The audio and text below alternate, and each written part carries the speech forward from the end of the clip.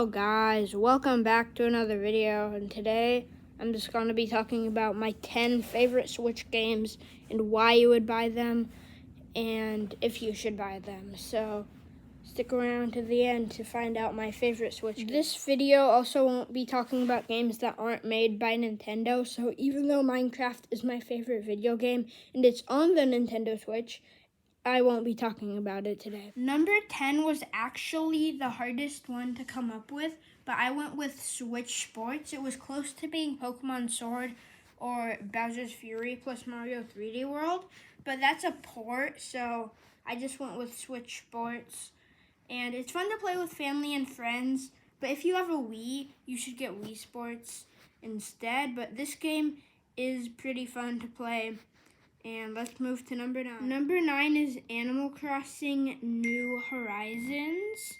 It's a really fun game that I have over 300 hours in. It's a really fun game, and it's really fun to customize your island a lot. I also have the DLC, and the DLC is pretty fun. I think it's worth it because you get to do some designing people's houses that aren't yours, like other villagers. Even villagers that you don't have, you get to design their house. And my only problem is that they stopped updating this game, except it's a few years old now, so that's pretty understandable. Number 8 is Pokemon Scarlet and Violet. Now, I don't recommend this as your first Pokemon game, and I probably recommend getting Pokemon Sword as your first Pokemon game. On the Switch, except this game, it also has a few problems, like it's really glitchy and it's very unfinished, but the DLC is fun. If you have the DLC, in the second DLC, once you get the legendary Pokemon Terapagos, you'll know what that means when you play the game. Go to the Crystal Pool from the first DLC if you want a cool cutscene to trigger.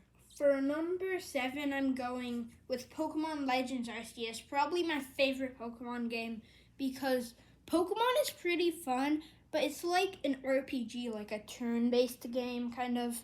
So, and Legends Arceus is more of like a Zelda game because it has more like action, and the Pokemon actually attack you, but if you're a Pokemon fan, and you just want a traditional Pokemon game, I'd recommend something like Let's Go, Brilliant Diamond and Shining Pearl.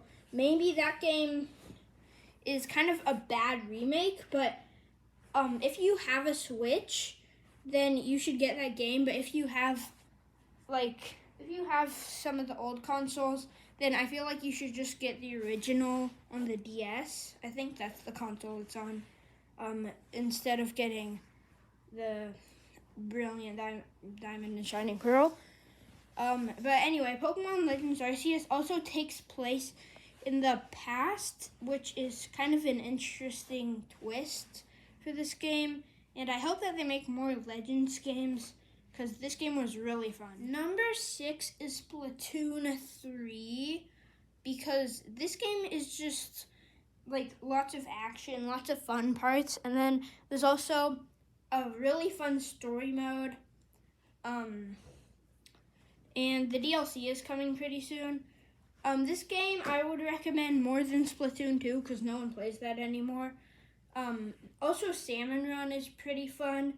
If I did have any downsides for this game, it would be that the Splatfests that they do aren't very creative, but they have them all the time. The next Splatfest happening is the Frosty Fest. With would you rather spend your holidays with friends, family, or by yourself? Number 5 is Mario Kart 8 Deluxe. I can definitely understand why this game is the most sold Switch game. It's just so much fun, and it's probably one of the best multiplayer games, going along with Switch Sports and Smash. I'd rather play this game than Switch Sports because it just has a lot more content, and the DLC is definitely worth it. Probably the best Switch DLC out there. Maybe you could say that Smash is better than it, but I think that this DLC is just the best DLC. It has so much content. Next is The Legend of Zelda Breath of the Wild for number 4. This game was fun while it lasted, but I think that if you haven't played Tears of the Kingdom or Breath of the Wild, then you should get Breath of the Wild first and play through that game before you get Tears of the Kingdom. The story would just make a bit more sense. But this game was really fun, except it would probably be like my number 3, but there are some downsides for it because it has the item durability, and it also has, that's basically it. Oh yeah, and also the Divine Beasts, which is the replacements for the dungeons from Ocarina of Time and like every other Zelda game, which made Zelda so much fun. But the dungeons in this game are just these weird creatures that kind of suck. Next is Super Mario Odyssey for number 3. The best Mario game in my opinion. And I have so many hours in this game, probably over like 500. This game is just so much fun, and it was really addicting when I used to play it a lot. I don't play it as much anymore. Now when I play it, it's mostly just speedrunning. But this game is so much fun. It's where you get to play as Mario, and you can throw your cap, and your cap is kind of like your companion. You go alongside him for the whole adventure, and you go to every single kingdom in the game, which is, there's like, probably, if I were to guess, like 13 maybe.